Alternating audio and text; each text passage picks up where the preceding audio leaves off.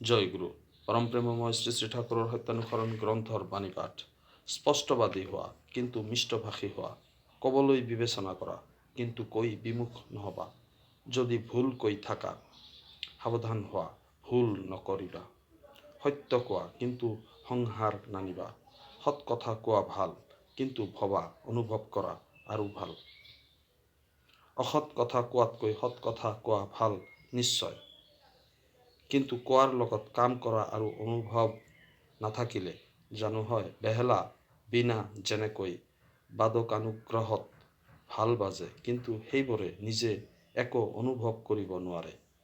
যিজনে অনুভূতিৰ খুব গল্প কৰে অথচ তাৰ লক্ষণ প্ৰকাশ নহয়, তেওঁৰ গল্পবোৰ কল্পনা মাত্ৰ বা আড়ম্বৰ।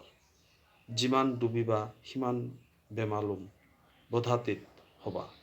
যেনেকৈ ডালিম পকিলেই ফাটি যায়, তোমাৰ অন্তৰত সদ্ভাৱ পকিলেই আপুনি ফুটি ওলাব।